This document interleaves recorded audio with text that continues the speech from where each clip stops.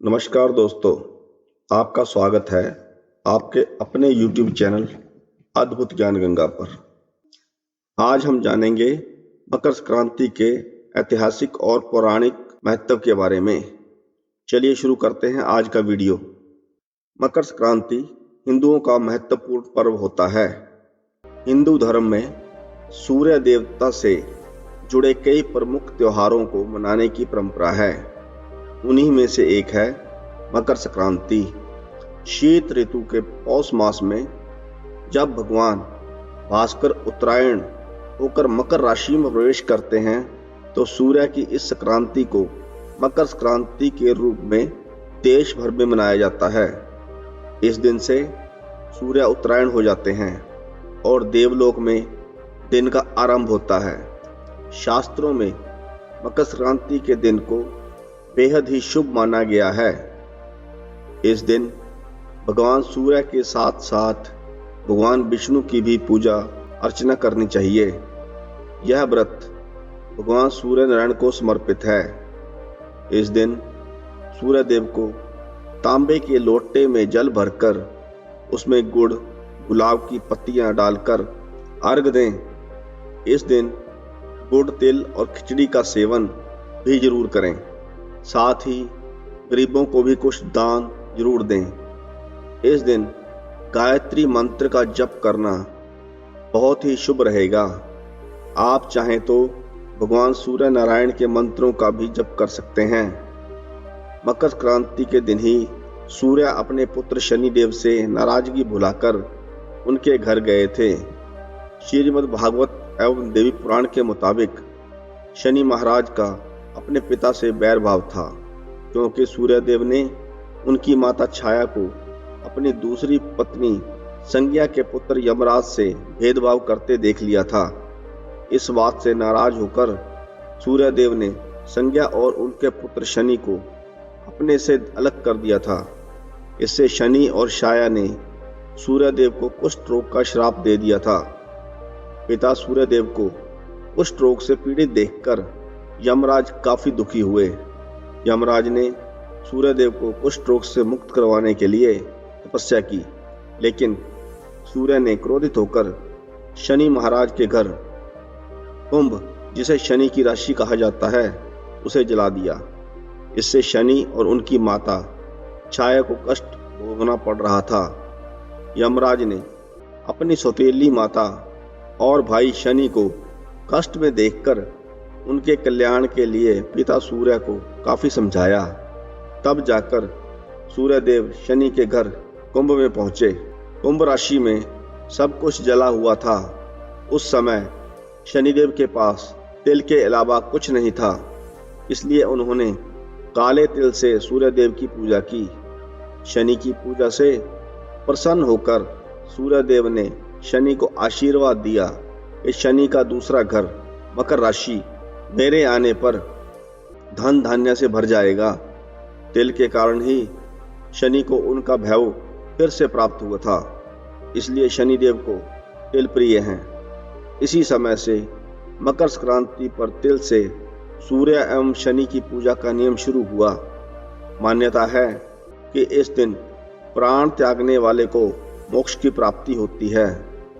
यही कारण है कि महाभारत काल में भीष्म पितामह अपने प्राण त्यागने के लिए सूर्य के उत्तरायण होने की प्रतीक्षा कर रहे थे।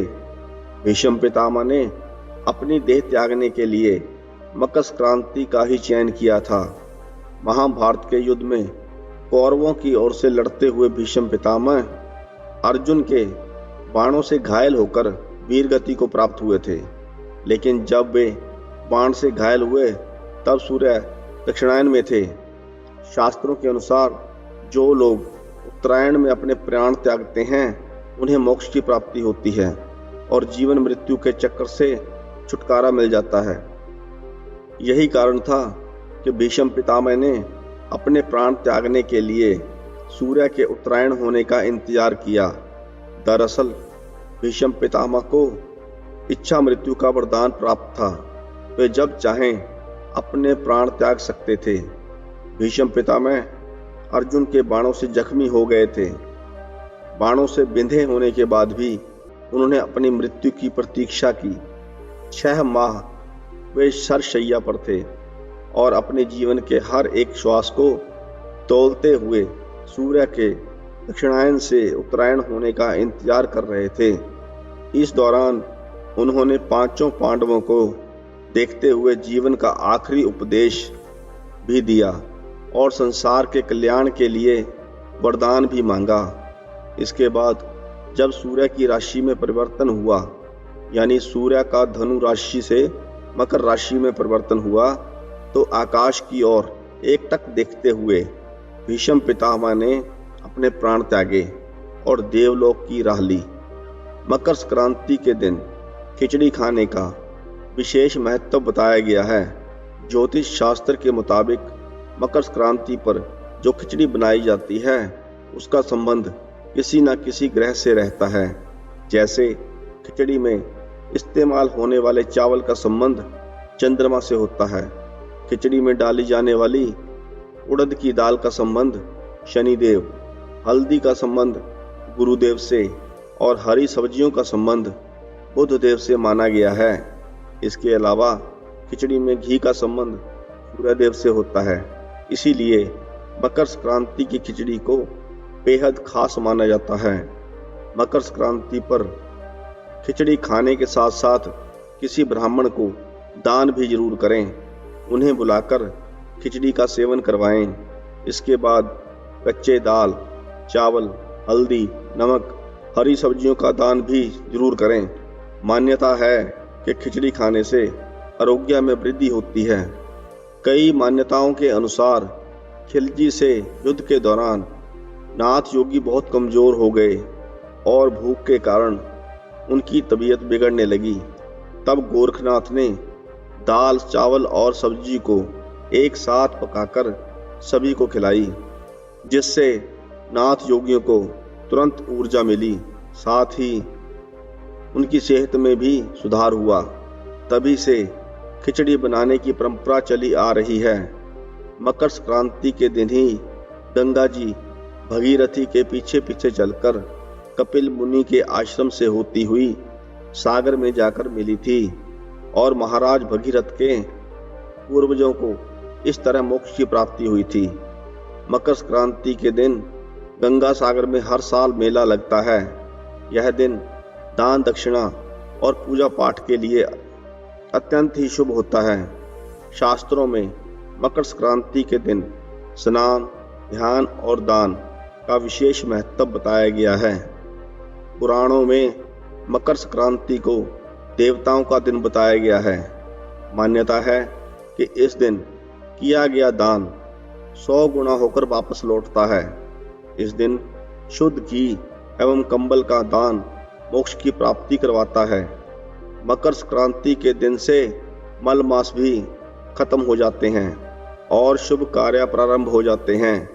मकर संक्रांति को अलग अलग नामों से देश के विभिन्न राज्यों में मनाया जाता है। कर्नाटक में इसे संक्रांति, तमिलनाडु और केरल में इसे पोंगल, पंजाब और हरियाणा में माघी, गुजरात और राजस्थान में उत्तरायण, उत्तराखंड में उत्तरायणी, उत्तर प्रदेश और बिहार में खिचड़ी आदि जैसे नामों से भी जाना जाता है। अगर आपको यह कहानी पसंद आई हो तो वीडियो को लाइक करें, चैनल को सब्सक्राइब करें। कहानी को अंत तक देखने के लिए आपका धन्यवाद।